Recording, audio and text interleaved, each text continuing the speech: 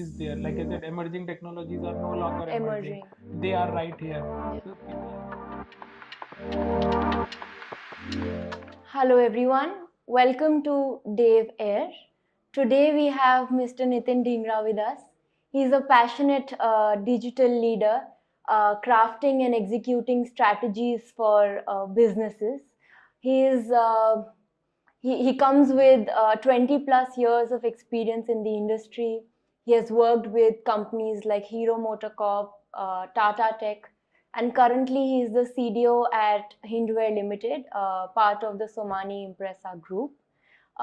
He has been very selfless with sharing his experiences with the audience, with learners, with young entrepreneurs. And today on DaveAIR, we will be exploring how he navigates innovation, change, ethics from a digital leader's perspective. So thank you, Nitin. Thank you for this conversation. Thanks for having me here. Quite humbled and happy and looking forward to it. Thank you. So maybe let's get into a little bit of setting the context for the users, right? Yeah. You have been in the industry for quite some time, and you've seen how industry has changed and how we've moved from operating in a very traditional way to now even users asking and demanding cutting edge solutions, and they're really charmed by digital innovations offered by the brands.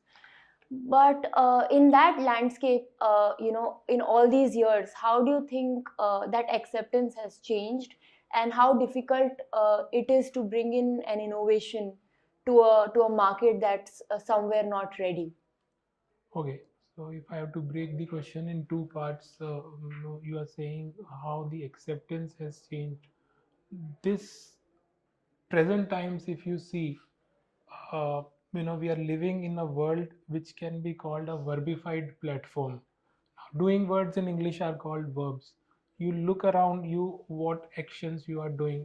Like a typical day would be, I booked Ola, I ordered through Swiggy, I paid through Paytm, I texted through WhatsApp. So all your doing words are having platforms, digital platforms. So this is the world of verbified platform, and this increases the acceptance overall. When we come to industry and practitioners like me, when we discuss with the business users, everybody wants the verbified platform for their day-to-day solutions, whether it is sales, marketing, logistics, supply chain, HR, finance, any department. So the acceptance has increased many folds, and COVID became the catalyst in the entire journey where digital became the lifeline. Now, since there is an era of digital, people have started accepting on the all corners of the country. Plus, the organizations and the boardrooms are cognizant of this thing, the power that digital would bring in. Hence, the acceptance has come. Now, when we say this, it doesn't happen overnight. So the second part of your question is what it takes to be innovative. It's a journey altogether. It cannot happen overnight. You cannot go and see the WhatsApp and say, I want equivalent solution for my logistics supply chain as well. It takes an effort. It takes the maturity from the organization, from the top to the down, from bottom to the up. You need the skill up of the people, and you need to say where in your adoption curve you are right now, and then build the journey slowly, step by step. You'll have to start with the baby steps and then move with the speed that the organizations would desire. So it takes an effort, and one has to see where in the curve the organization is and then plan the journey. Interesting. It's not like force fitting a solution into the it may not work. At least in the conventional businesses, it may not work. For a startups, definitely the DNA is digital. So the word what you said, force fitted, it's the DNA for them. But in an organization, imagine which is more than 10 decades, 7 decades old, it takes its own sweet time to get into the mainstream. I understand. You also mentioned about the role of leadership in the boardrooms here. Yeah. Basically, the opportunity and the potential to make a decision, right? Yes. Of course, the market is also competitive to a large extent. So have you personally ever, felt the pressure to launch an industry first innovation, um, and have you taken that call and it has worked or not worked? Would you like to share anything like that? So for us, the mantra is straightforward, and I understand where you're coming from. Yeah. When we had Gen AI, buzzing Yeah. around everywhere, and everybody was speaking that we should be the first one to launch Yeah. it. Uh, when you go to a boardroom, Hmm. nobody asks you about the technology. People are very clear what is the business problem, Hmm. and then you, being a technical person, solve it for me. They are not saying solve it using cloud, solve it using Gen AI, or put a tick mark on AI, ML, RPA, or any of the technology. It's the business first approach that is followed. And when you have the things sorted, then you are not worried whether you need to be the first one to launch a tick in the box for any of the technologies.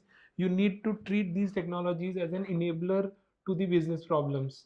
And those business problems should have high impact as well in the organization. So imagine a y-axis having the impacts, and Yeah. x-axis having the feasibility of the solution. So if the it is broken into 2 by 2 matrix: low impact, high impact, low feasibility, high feasibility. So something which is high in feasibility and high in impact is the sweet spot that you target from the technology. While the feasibility can be a function owned by a digital or IT team, the impact is owned by the business teams, and hence there is a cross-functional bonding that works. Once you are clear from that matrix, then you go and present to the board that this is what we are doing in this time frame. Technology is immaterial here. Okay. Technology is at a maturity where you can do anything, uh, but you'll have to see the business impact as well. Then the question what you said, for industry first in terms of technology, becomes an obsolete, redundant question. But industry first in terms of experience, which carries the impact to the organization, is something that organizations strive for. So at the end, it's about the value and not really how we achieve it. No, it's the value and the impact it would have to your customers or to the internal business processes. How is the second part in terms of technology? Technology doesn't supersedes; it's the business which supersedes. So if I may just Yeah. re-articulate what you said. Okay. Okay. So again, this question kind of comes to my mind that even if we decide that okay, we will build this and this is checking all the boxes for a business proposition, a business value, and even impact, that then too we would be kind of needing data. We would be needing processes in place. We would be needing certain types of solutions, but just the sheer nature of development or the development cycle, by the time we start building something, it moves further in the funnel, and by the time it comes to execution, a lot of things go obsolete. uh, and I can probably make an assumption that you might have seen this happen in your career as well. Yeah. So how do we deal with obsolescence? How do we deal with change? How do we manage this situation so that we are relevant, of course, to our own organization and then a Yeah. large set of users? That's a very valid question. No, we are living in an industry where forced obsolescence is mandatory. You see any automobile today, Hmm. they are there in the market for 1 year, 2 year, and then there is a new model. So they are forcefully made obsolete by the parent company itself. And gone are the days where Maruti 800 ambassador Hmm. used to rule for so many years. Yeah. So similar is the thing for all the digital enablers as well. Now, the only thing that I felt work is being close to the business, having empathy to them, having, in our case, we do a daily huddle when we are making a Okay. solution. Now, as we are making the solution, at times we'll end up making something which we didn't envisage at the beginning. The journey embarked with something else. Let's say, for example, Industry 4.0 for our Mm-hmm. shop floor. We thought that we'll end up doing, let's say, utilities only. But at the end, we did computer vision based defect analysis. We did utilities more than what we thought of we'll start, and probably some other things on predictive maintenance as well. So the thing that worked for us is a daily huddle with the business, and then when you do it, you benchmark industry.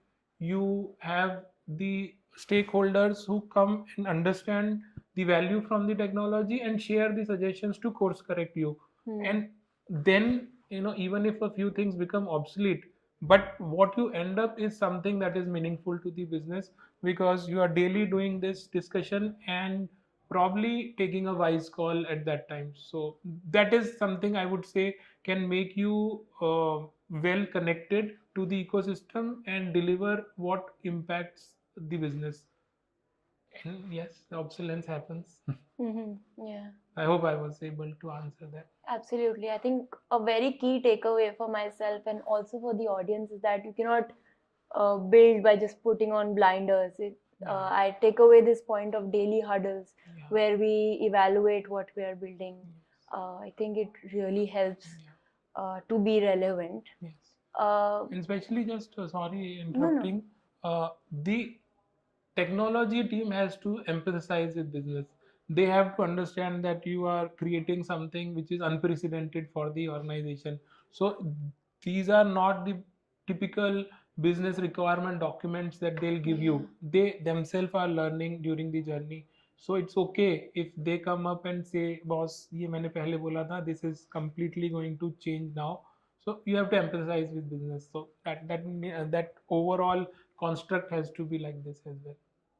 I understand. There should be more transparency, more dialogue, less of ego, things like that. Yes, true. So, but I think again here we would be probably making a prediction of sorts. But where do you see the next 5 years of the industry? We spoke of Gen AI, of course. We also spoke of cloud. We spoke of a lot of these things. But what do you think the industry might look like, especially your segment in the next 5 years? If I were to ask you this question 5 years back, nobody in the world would have predicted where we are today. So it's impossible for anyone, I guess, to say where the industry would be 5 years from now. You see today, the word emerging technology itself is obsolete because they are present. They are no longer emerging. They are part and parcel of the daily work that we do across any organization. Now, in 5 years from now, what I can clearly see is the digital enablement of the business processes for each and everything. The business processes are getting overhauled in all the departments. So whether it is a transport management system for a supply chain or a warehousing management, then we have HR processes. We have the chatbots for our customer experience. You see anything industry 4.0 for manufacturing, everything is having a digital enabler, and this is going to continue.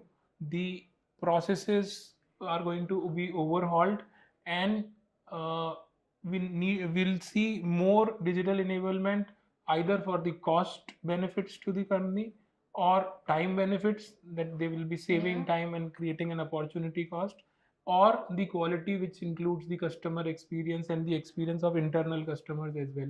So this all will be happening through digital enabler across all departments. This I can see, but where it will be, it's hard to predict. Yeah. So if somebody is innovating or if somebody is trying to build something, if they keep these three things in mind, you see there'll be a differentiation in what they offer. Yeah. So at the end, you will adapt to something which brings value to you. Now, classically in uh, erstwhile conversations, this what value brings to you, it was loosely called ROI. So ROI had a numerator and denominator of cost elements only.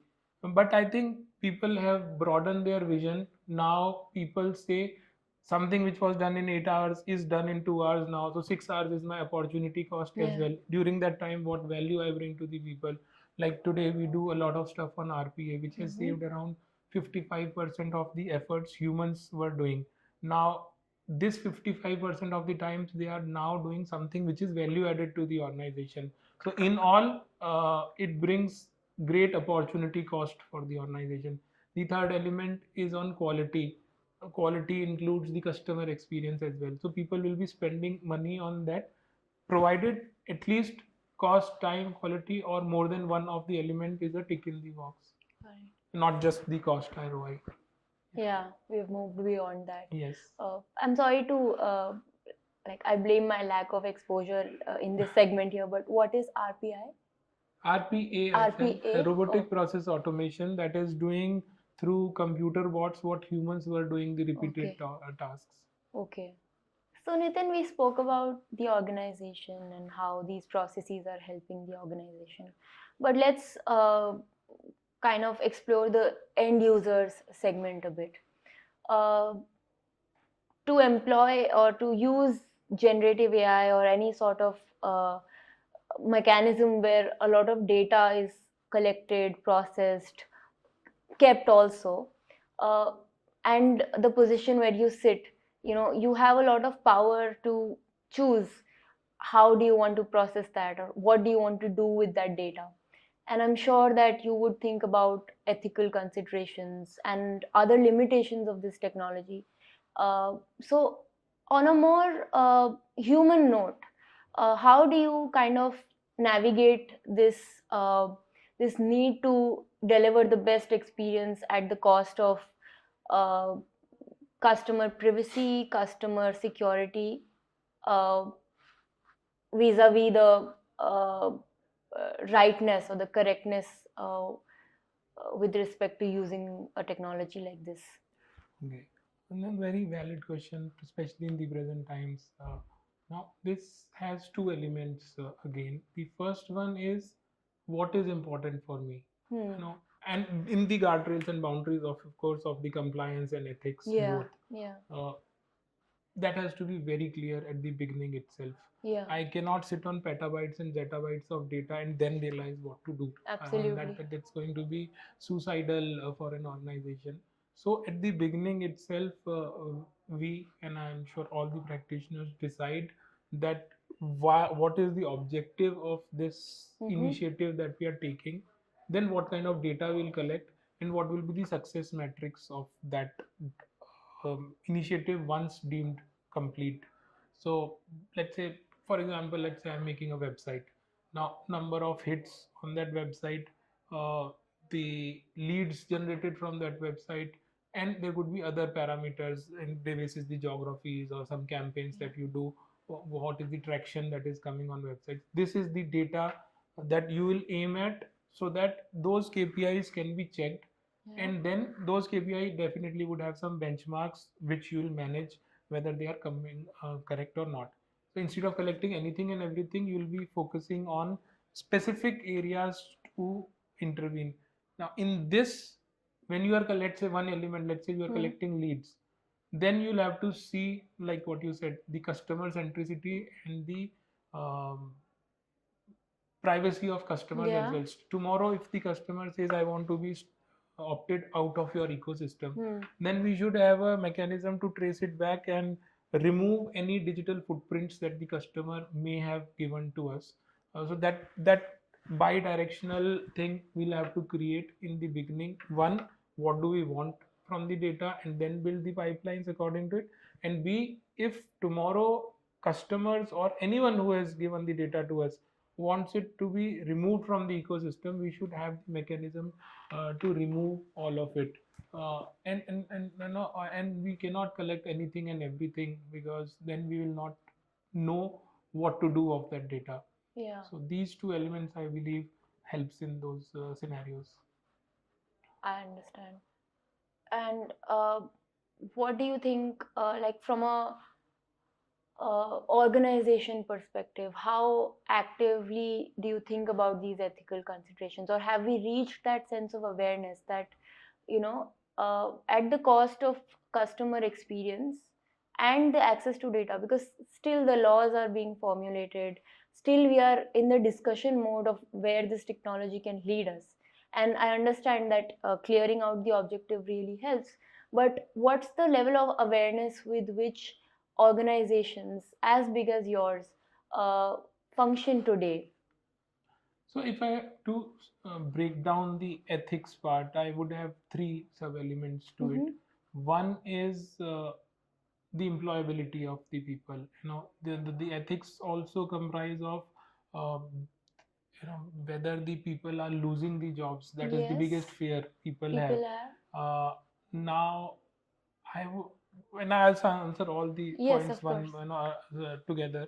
So in terms of this, we need to ensure that the people are employable, they reskill themselves, and they don't lose the job, but they are reskilled to take up new roles. It's said that this AI and all is not going to reduce the jobs, or it is not going to remove your job, but the person who knows AI, and if you don't know the AI, they will take up your job. So job to wahi rahegi, but it's somebody who is more skilled than you would replace you, unless and until you reskill yourself. So to handle this, we do a massive digital capability building exercise across the organization, and it has given us tremendous result. The acceptance among the people has increased manifold. Then there is a passion for the people. We see the champions who come out of such initiatives, and the acceptance down the line of the digital, and the fear of unknown, that anxiety among the people becomes very less. So that is the first ethical constraint, I would say. And I think it's a very underrated thing for people to, think about their team members in a way. While we still talk about the end user data, but as a team, and especially leading a team, I did not think of it as an ethical point that, what will the people think? So typically, when we started journey, the first point that came out was something which we ourselves coined it as 22-44 rule.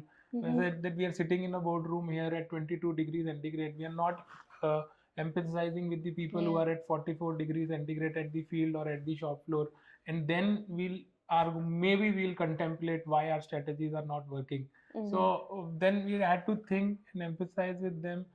We built some digital capability programs which are still running for last 3 years plus, and that is how you remove those barriers, and then the acceptance also happens. So it's not only the ethical part of unemployment coming to the people, more so it is the acceptance of your things, and people enjoy doing what they are doing with the new enablement. The second part is the technology having the capability to bias you. And typically, let's say Gen AI is one of them for the end user. Yes. So you read a lot of data, you get a perceived notion, and then you take a decision basis that. But what if the data itself is giving you some biased results? Let's say you have a data lake which is connected to a MIS system, but that data lake is not carrying the 100% of your, let's say, sales data. Then you will take a decision basis that data. So the technology, that is also in a way ethics to everyone, that the data has to be unbiased. And typically, one great example is in Gen AI. Tomorrow, if let's say everybody gets a dependency on Gen AI, I'm talking of science fiction thing only here, but let's say they get 100% dependency or near to 100% dependency on Gen AI. And what if it is biased? What if it is polarizing the people in one set of the things, not giving the neutral opinion? Then the generations would be biased basis that. So that is again one of the ethical constraint, and for that we involve people. It's not purely digital. Whatever we do is not purely digital. The human are the ones who will take the actions, and then we'll do course correction of whatever we are doing. And the third part is what you said, customer centricity. We have to be empathetic towards the customer as well, and it is no longer a choice. It's no longer just a wish list. It's the mandate thing now to be highly empathetic towards your customer. So I believe these three elements are very critical, and in our day-to-day journey, whatever we do, we give a due consideration of all these elements, and then take the decisions.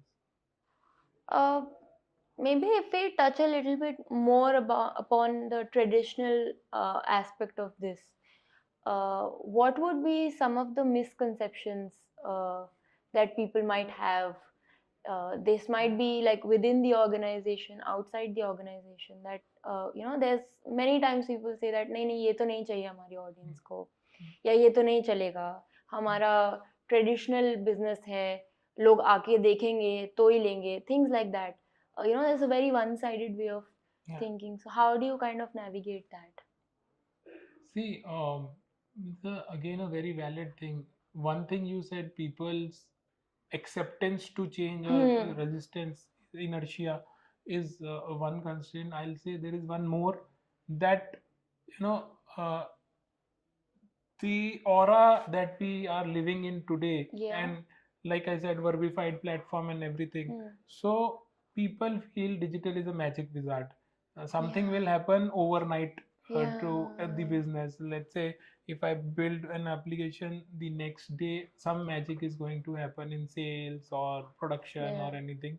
But it's a slow and steady thing. It takes its own sweet time, and this cannot be compared to Facebook or WhatsApp when we are doing it inside the organization, because those are very matured platforms, and people have been used to it. So the first is like inertia, and the second being, I would say, a magic wizard kind of feeling. Expectations becomes skyrocketing.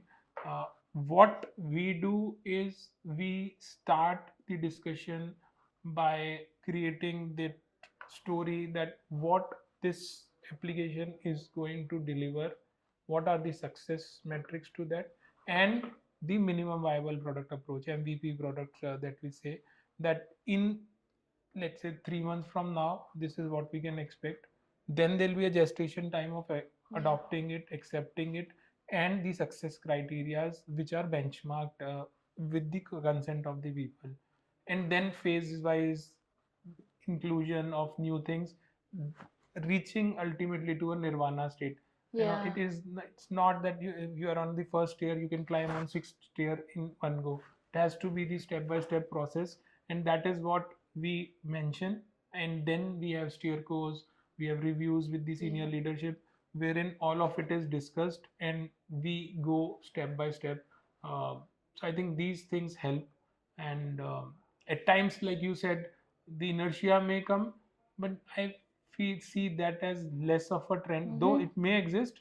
But you know so much is happening all across us in our day-to-day life, that people have accepted that digital is changing the lives of people. So those things are, I would say, less prevalent and easy to tackle compared to the second one. I see. I think maybe the fact that like people are used to the digital ways of doing and how quick that is, but probably because the development and advancement has reached a great level, that they think it's easier to build also. And that is the second problem that we I see that as a bigger problem, because everybody is now hungry to do something for the business excellence, for creating benefits to the organization, using the enablements in terms of cost, time, and quality, like I said. So acceptance to a certain level of these technologies is there. Like I said, emerging technologies are no longer emerging. They are right here. So people have accepted it, and now it is the time where we convert this into a benefit realization for an organization, and that is the bigger challenge compared to asking people or getting them accepting to such things. I definitely see a philosophical arc and a very sustainable way of building in this conversation. So, that just makes me curious that in so many years, so many interactions, what has been the most rewarding experience? Rewarding, it might be a project, it might be a moment. So sorry if that puts you in a spot. No, it doesn't. But it's like asking a father who is your favorite child. So all kids are same. Similarly, all projects for any practitioner would be of the same interest. And see, I put the entire journey in 4 buckets. One is when we were starting the journey, doing planning. Yeah. Then we were in the stage where the plannings to an extent were over, but still it continues. But you see that a paradigm shift has moved to execution. Then from execution we move to a stage of Testing. adopting Okay. these technologies or the solutions that we created, and then finally the benefit realization Yeah. of this. So the journey has been rewarding in terms of all these buckets.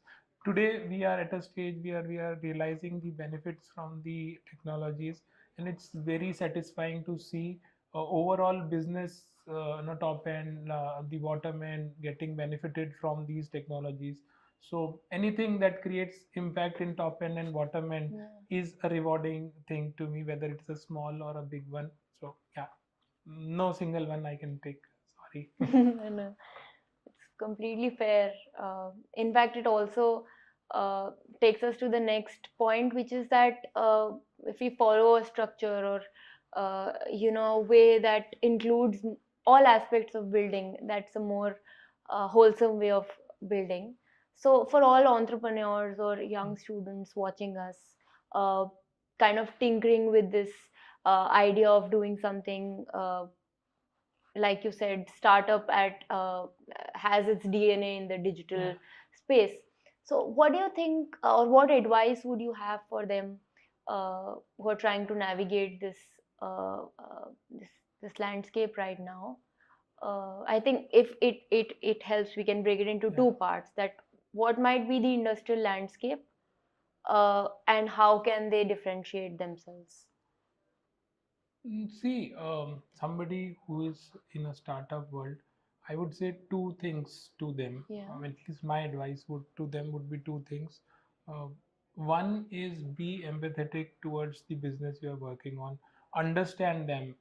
You may be having a set of technologies, you may be having something great, but that does not make any sense to the business you are working for. So be empathetic, understand what they want, what is it that is going to create an impact to that organization. It may need complete overhaul of your solution or a partial overhaul or anything in between, but uh, it's the business first approach. This situation is for a B2B use case. Now generally we work with B2B startups, but it's true I guess for the B2C as well. Imagine you are making something which you feel is a great product, but it's not making the life of a customer and consumer good. So they'll not accept it. So you have to be empathetic. And second is, there is no substitute to hard work. I mean, people may say smart work and all, but smart work also has a predecessor, which is hard work. And also do a lot of hard work. That would be my advice. There's no shortcuts. So yeah, these two things, if they are sorted, I believe with the grit that startups have, anything can be achieved. And that's my side of the thing. And that's really hopeful, and I'm sure a lot of people will benefit from that. Hopefully. Let's kind of build a little further on the traditional segment of business. What do you think are certain challenges in this segment? It might be anything, small or big, but it might help your fellow leaders navigate this space, because it's a very complex situation where we are building, selling, marketing a complex product, and the audience is again a complex set of users. True. So, sometime back you said that business users could be saying that this is not possible through technology, so we'll not accept it. I think that is less problem. But the IT people saying that we have tried this 20 years back, 10 years back, it has not worked, it will not work because of some biasness towards the technology is a bigger problem. I felt, because people have a biasness towards the technology, and there could be the other ones which can solve the thing, but the biasness that the business problem cannot be solved through technology, since something was tried a number of years back, is one of the inertia that may happen, depending on the organization or anything. But this biasness may happen wherein you are having affinity to X technologies and not open towards the other technology to solve the problems because of the past experience or any other thing. This is one definitely a big hurdle. You need to onboard the people, you need to educate them, and you need to make them realize that the benefits which are possible. The second thing is, as you scale up your journey, then the partner ecosystem may not match the wavelength at which you are. Let's say you onboarded a nimble agile partner who did a great job in doing the handshake when you started with the MVP. What happens, business becomes very hungry when you give them the solution. They ask for a lot of new inclusions. The bandwidth as well as product development of your partners needs to match that pace, and that's why I said startup needs to be hardworking and empathetic towards business, because at that time, if they are not able to match the expectations of the customer, then the parting of ways happen, and then a lot of struggle happens within the organization. So this is again a hurdle which comes, which needs to be navigated properly. uh, and in terms of the other trivial things are budgets or acceptance in terms of what the benefits come. I think with the maturity now these things are sorted. But the ones which I mentioned could be more tricky ones to manage. I see. Well, yeah, we spoke of challenges and hurdles also, how to overcome them. But on a rather more hopeful note, what do you what are you hopeful for? Like, what are some of the I know emerging technologies are already here, but what excites you about the future?